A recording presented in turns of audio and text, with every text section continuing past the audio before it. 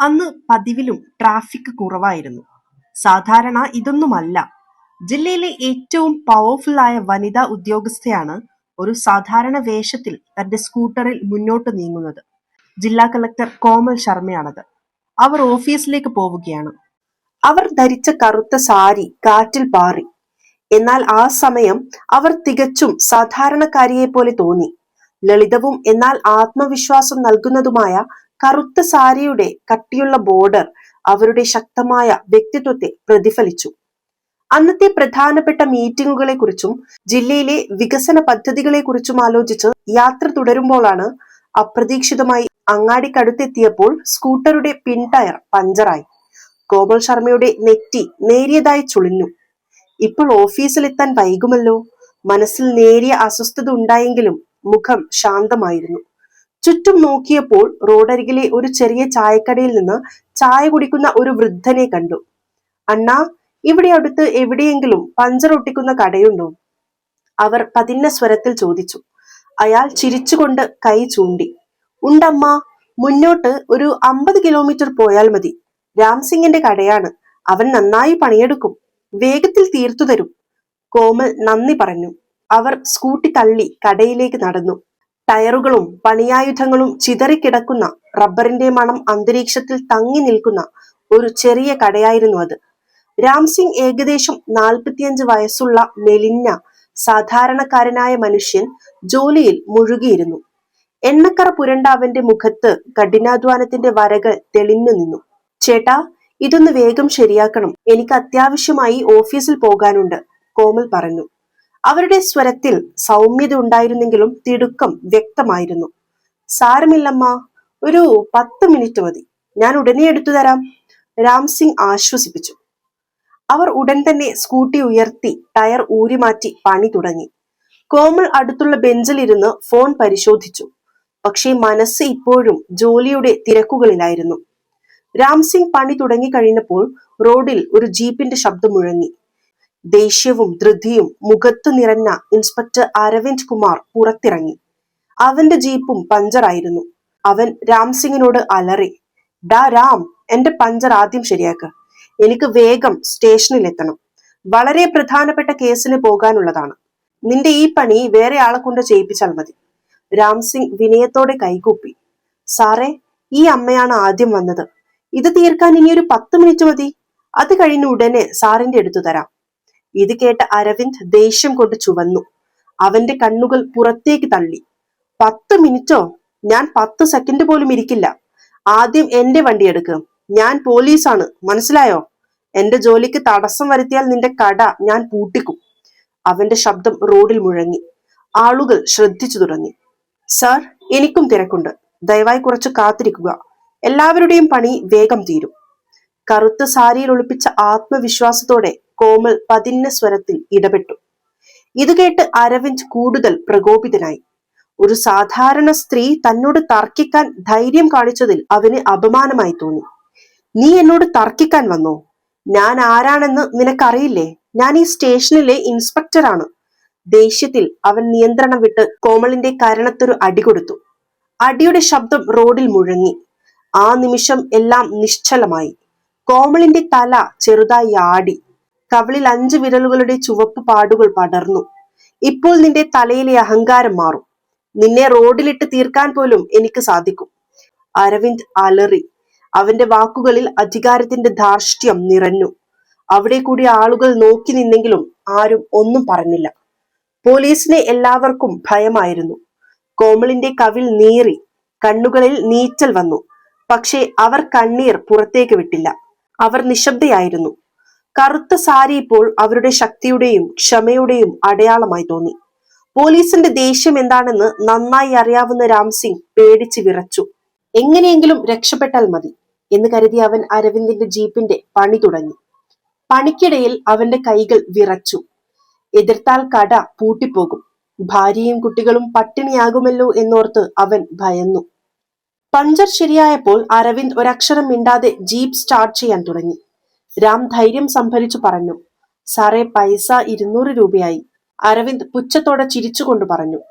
പൈസയോ? നീ എന്നോടാണോ പൈസ ചോദിക്കുന്നത്? ദരിദ്രവാസി, ഞാൻ പോലീസാണ്. ഒരു പോലീസുകാരന്റെ പണി സൗജന്യമായി ചെയ്തു കൊടുക്കണം. സ്ഥലം വിട്. കോമൽ ശബ്ദമുയർത്തി. അവരുടെ ശബ്ദം ഒരു കോടതി മുറിയെ പോലെ ദൃഢവും ആജ്ഞാശക്തിയുള്ളതുമായിരുന്നു. സാർ, നിൽക്കൂ. ഇത് അദ്ദേഹത്തിന്റെ കഠിനാധ്വാനത്തിന്റെ കൂലിയാണ്. നിങ്ങൾ ആരാണെങ്കിലും ജോലി ചെയ്യിപ്പിച്ചാൽ പണം കൊടുക്കണം. ഇദ്ദേഹം പാവപ്പെട്ടവനാണ്. ഈ പണം കൊണ്ടാണ് അദ്ദേഹത്തിന്റെ കുടുംബം ജീവിക്കുന്നത്. പണം കൊടുക്കാതെ പോയാൽ നിങ്ങൾ അവരുടെ വയറ്റത്താണ് അടിക്കുന്നത്. നീതി കാണിക്കൂ. അരവിന്ദ് ജീപ്പ് നിർത്തി. ദേഷ്യത്തോടെ തിരിഞ്ഞു. വീണ്ടും തർക്കിക്കാൻ വന്നോ? മിണ്ടാതിരുന്നില്ലെങ്കിൽ അടുത്ത അടി നിനക്കും കിട്ടും. ദേഷ്യത്തിൽ അവൻ രാംസിംഗിനെ നോക്കി. അവന്റെ കരണത്തും ഒരടി കൊടുത്തു. രാം നിലത്തേക്ക് വീണുപോയി. വായിൽ നിന്ന് ചോര വന്നു. അവൻ കൈകൂപ്പി മാപ്പ് പറയാൻ തുടങ്ങി. സാറേ, ക്ഷമിക്കണം, ഞാൻ പാവമാണ്. ചുറ്റുമുള്ളവർ വീഡിയോ എടുത്തു. പക്ഷേ ആരും പോലീസിനെ ഭയന്ന് സഹായത്തിന് വന്നില്ല.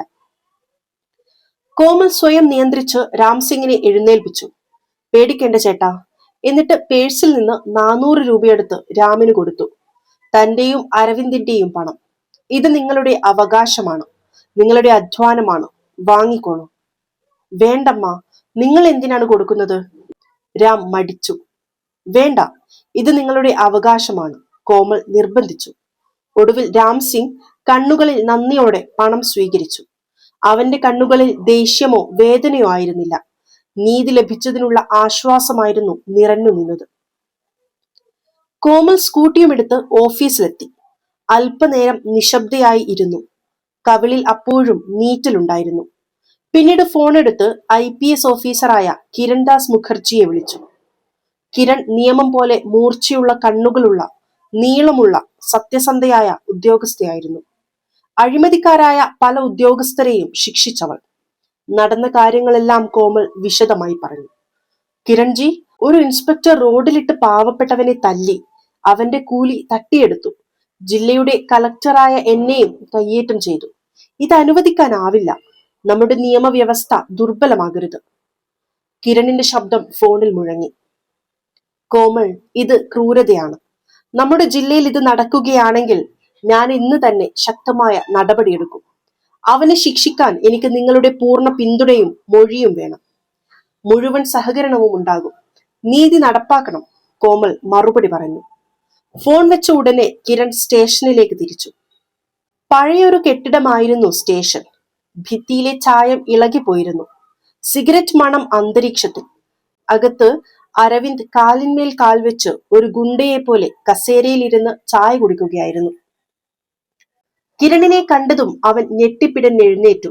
കാലുകൾ താഴെയിട്ട് വിറച്ചുകൊണ്ട് പറഞ്ഞു, നമസ്കാരം മാഡം. നിങ്ങൾ ഇവിടെ? കിരൺ തണുത്ത നോട്ടത്തോടെ അവനെ തുറിച്ചു നോക്കി. അവളുടെ ശബ്ദത്തിൽ ഉരുക്കിന്റെ ശക്തി ഉണ്ടായിരുന്നു. അതെ, ഒരു വലിയ കാര്യമുണ്ട്. നിനക്കെതിരെ ഔദ്യോഗികമായി പരാതി കിട്ടിയിരിക്കുന്നു. ഇന്നലെ റോഡിൽ വെച്ച് പാവപ്പെട്ട പഞ്ചർക്കാരനെ തല്ലി. അവന്റെ പണം തട്ടിയെടുത്തു. ജില്ലയുടെ കളക്ടർ കോമൽ ശർമ്മയെ തല്ലി. ഞാൻ അന്വേഷിക്കാൻ വന്നതാണ്. എന്താണ് നിനക്ക് പറയാനുള്ളത്? അരവിന്ദിന്റെ കാലിനടിയിലെ മണ്ണ് ഒലിച്ചുപോയി. അവന്റെ മുഖം വിളറി. കൈകൾ വിറച്ചു. മാഡം, എനിക്കറിയില്ലായിരുന്നു അത് കളക്ടറാണെന്ന്. ഞാനൊരു സാധാരണ സ്ത്രീയാണെന്ന് കരുതി. തെറ്റുപറ്റിപ്പോയി, ക്ഷമിക്കണം. വലിയ തിരക്കിലായിരുന്നു.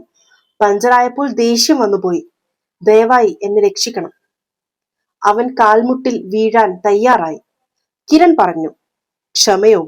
ഇത് യൂണിഫോം ദുരുപയോഗം ചെയ്ത ക്രൂരമായ കുറ്റമാണ്. നീ നിയമം തെറ്റിച്ചു. നാളെ രാവിലെ ഹാളിൽ ഒരു പത്രസമ്മേളനമുണ്ട്. അവിടെ ഹാജരാകണം. അവിടെ എടുക്കുന്ന തീരുമാനം നീ അംഗീകരിച്ചേ മതിയാകൂ. ഇനി നിനക്ക് രക്ഷപ്പെടാൻ പ്രയാസമാണ്. അരവിന്ദ് വിയർത്തു കുളിച്ചു. രാത്രി മുഴുവൻ അവന് ഉറക്കം വന്നില്ല. എല്ലാം ആ സ്ത്രീ കാരണം എന്ന് പറഞ്ഞ് അവൻ ഭാര്യയുമായി വഴക്കിട്ടു. എന്നാൽ ഉള്ളിന്റെ ഉള്ളിൽ ഭയം വളർന്നു. മീറ്റിംഗിനുള്ള ഒരുക്കങ്ങൾ തുടങ്ങി. കോമൽ ശർമ്മ ഓഫീസിൽ കറുത്ത സാരി ധരിച്ച് ഇരുന്നു. ആ സാരി ഇപ്പോൾ അവരുടെ പോരാട്ടത്തിന്റെ അടയാളമായി. അവർ രാംസിംഗിനെ വിളിപ്പിച്ചു. ചേട്ടാ, നാളത്തെ മീറ്റിംഗിൽ വരണം. നിങ്ങളുടെ മൊഴി പരസ്യമായി രേഖപ്പെടുത്തണം. രാം ഭയന്നു. മാഡം, ഞാൻ പാവപ്പെട്ടവനാണ്. അത്രയും വലിയ ആളുകളുടെ മുന്നിൽ എങ്ങനെ? കോമൽ ധൈര്യം നൽകി. പേടിക്കേണ്ട, ഞാൻ നിങ്ങളുടെ കൂടെയുണ്ട്. നിയമം നിങ്ങളെ സംരക്ഷിക്കും. കിരൺദാസ് രഹസ്യമായി അരവിന്ദിന്റെ ഫോൺ വിളികൾ ചോർത്തി. ഇതൊരു ഒറ്റപ്പെട്ട സംഭവമല്ല. ഉദ്യോഗസ്ഥരുടെ ഒരു നെറ്റ്വർക്ക് ഇതിനു പിന്നിലുണ്ടെന്ന് കിരണിന് സൂചന ലഭിച്ചു. നാളെ എല്ലാം പുറത്തുവരും, കിരൺ കോമളിനോട് പറഞ്ഞു. നീതി പൂർണ്ണമാകും. കോമളിന്റെ കണ്ണുകൾ തിളങ്ങി. അടുത്ത ദിവസം രാവിലെ ജില്ലയിലെ ഏറ്റവും വലിയ മീറ്റിംഗ് ഹാളിന് പുറത്ത് മാധ്യമപ്രവർത്തകരുടെ വലിയ കൂട്ടം. ഇൻസ്പെക്ടർ കളക്ടറെ തല്ലി. പാവപ്പെട്ടവന് നീതി ലഭിക്കുമോ എന്നതായിരുന്നു പ്രധാന ചർച്ചാ വിഷയം. ഹാളിന് പുറത്ത് പാവപ്പെട്ട തൊഴിലാളികൾ പ്ലക്കാർഡുമായി മുദ്രാവാക്യം വിളിച്ചു. പോലീസ് ഞങ്ങളുടെ കൂട്ടുകാർ, അല്ലാതെ ശത്രുക്കളല്ല. ഹാളിനുള്ളിൽ കോമൾ ശർമ്മ കറുത്ത സാരിയിൽ ഒരു പ്രതിമയെ പോലെ ഉറച്ച വ്യക്തിത്വമായി ഇരുന്നു. അടുത്ത് കിരൺദാസ്, നിയമം പോലെ മൂർച്ചയുള്ള കണ്ണുകളോടെ. കൃത്യം 10 മണിക്ക് വാതിൽ തുറന്നു. 2 പോലീസുകാരുടെ അകമ്പടിയോടെ അരവിന്ദ് അകത്തേക്ക് വന്നു. അവന്റെ മുഖം വിളറി. കണ്ണുകൾക്കിടയിൽ കറുപ്പ് പടർന്നിരുന്നു. ഓരോ ചുവടും വിറച്ചു. കോമൾ മൈക്കെടുത്തു. അവരുടെ ശബ്ദം ഹാളിൽ മുഴങ്ങി. എല്ലാവർക്കും നമസ്കാരം. ഇന്നലത്തെ സംഭവം ഒരു വനിതാ ഓഫീസറോ പാവപ്പെട്ടവനോ എതിരായ അതിക്രമം മാത്രമല്ല, നമ്മുടെ സംവിധാനത്തിന്റെ വിശ്വാസ്യതയെ ബാധിക്കുന്നതാണ്. നിയമം സംരക്ഷിക്കാനാണ്, അത് ലംഘിക്കാനല്ല. ഇന്നിവിടെ പരസ്യമായി സാക്ഷിമൊഴിയെടുത്ത് തീരുമാനമെടുക്കും. നിയമം എല്ലാവർക്കും തുല്യമാണ്, പാവപ്പെട്ടവനും ഓഫീസർക്കും. സദസ്സിൽ കയ്യടി മുഴങ്ങി. ആദ്യം രാംസിംഗിനെ വിളിച്ചു. അവൻ വിറക്കുന്ന കാലുകളോടെ മൈക്കിനടുത്തെത്തി. അടിയുടെ പാട് അപ്പോഴും മുഖത്തുണ്ടായിരുന്നു. കിരൺ ചോദിച്ചു, ചേട്ടാ, ഇന്നലെ റോഡിൽ എന്താണ് സംഭവിച്ചതെന്ന് വിശദമായി പറയൂ. രാമന്റെ ശബ്ദം വിറച്ചെങ്കിലും ധൈര്യം സംഭരിച്ചു. മേഡം, ഞാൻ പാവപ്പെട്ടവനാണ്. ഇന്നലെ കളക്ടർ മേഡത്തിന്റെ സ്കൂട്ടർ ശരിയാക്കുമ്പോഴാണ് ഇൻസ്പെക്ടർ സർ വന്നത്. അദ്ദേഹം എന്റെ ജോലിക്ക് തടസ്സം വരുത്തി. കളക്ടർ മാഡം എല്ലാവർക്കും തുല്യ അവകാശമുണ്ടെന്ന് പറഞ്ഞപ്പോൾ ദേഷ്യത്തിൽ അദ്ദേഹത്തിന്റെ കരണത്തടിച്ചു. പിന്നെ എന്റെ കരണത്തും അടിച്ചു. പണം തരാതെ പോയി. എന്റെ കുടുംബം അന്നത്തെ ദിവസം പട്ടിണിയിലായി. അവൻ വിതുമ്പിപ്പോയി. കണ്ണീരൊഴുകി. ഹോൾ നിശബ്ദമായി. സദസ്സിൽ നിന്ന് നാണം കെട്ടവനെന്ന ശബ്ദമുയർന്നു. പിന്നീട് കോമൾ സംസാരിച്ചു. അദ്ദേഹം ഒരു പാവപ്പെട്ടവന്റെ അവകാശം കവർന്നെടുക്കുക മാത്രമല്ല, നിയമത്തെയും ഭരണഘടനയെയും അപമാനിക്കുകയും ചെയ്തു. ജില്ലയുടെ ഓഫീസർ റോഡിൽ ഇങ്ങനെ പെരുമാറിയാൽ സാധാരണക്കാർക്ക് എന്ത് സംഭവിക്കും? ഞങ്ങൾ നിയമപാലകരാണ്, കുറ്റവാളികളല്ല. ഈ സംഭവം നമുക്കൊരു പാഠമാകണം. സദസ്സിൽ വീണ്ടും കയ്യടി മുഴങ്ങി. അരവിന്ദിന്റെ ഊഴമായി. അവർ വിയർത്തു കുളിച്ചു നിന്നു. മാഡം, ഞാൻ സമ്മതിക്കുന്നു, തെറ്റുപറ്റി. പക്ഷേ മനഃപൂർവ്വമല്ല. ജോലിയുടെ കടുത്ത സമ്മർദ്ദം കാരണമാണ്. ക്ഷമിക്കണം. കിരൺ അവനെ തടഞ്ഞു. ഇതൊന്നും ഒരു ന്യായീകരണമല്ല. സമ്മർദ്ദം എല്ലാവർക്കുമുണ്ട്. അതിനർത്ഥം പാവപ്പെട്ടവനെ അടിക്കാനോ ഓഫീസറെ കയ്യേറ്റം ചെയ്യാനോ പണം തട്ടിയെടുക്കാനോ ഉള്ള ലൈസൻസ് കിട്ടിയെന്നല്ല. നീ യൂണിഫോമിന്റെ പവിത്രത നശിപ്പിച്ചു. ഇത് സേവനത്തിനുള്ളതാണ്, ഗുണ്ടായിസത്തിനല്ല. കിരൺ മൈക്ക് മുറുകെ പിടിച്ച് പ്രഖ്യാപിച്ചു. ഇൻസ്പെക്ടർ അരവിന്ദ് കുമാർ, കളക്ടറുടെ മൊഴിയും രാംസിംഗിന്റെ സാക്ഷ്യവും വീഡിയോ തെളിവുകളും നിങ്ങൾക്ക് എതിരായുണ്ട്. ഉടൻ തന്നെ വകുപ്പുതല അന്വേഷണം ആരംഭിക്കും. കുറ്റക്കാരനാണെന്ന് കണ്ടെത്തിയാൽ സസ്പെൻഷൻ, പിഴ, നിയമ നടപടികൾ എന്നിവ നേരിടേണ്ടി വരും. നിയമത്തിന് മുകളിൽ ആരുമില്ല. ഹോൾ കയ്യടിയാലും നീതി നീതി എന്ന മുദ്രാവാക്യത്താലും മുഴങ്ങി. രാംസിംഗിന്റെ കണ്ണുകളിൽ ആശ്വാസത്തിന്റെ കണ്ണീർ നിറഞ്ഞു. നന്ദിയുണ്ട് മാഡം, നിങ്ങൾ എന്റെ അവകാശം തിരികെ തന്നു. അവൻ കൈകൂപ്പി. കോമൾ അവന്റെ തോളിൽ കൈവച്ചു. അവരുടെ കറുത്ത സാരി ഇപ്പോൾ വിജയത്തിന്റെയും നീതിയുടെയും അടയാളമായിരുന്നു.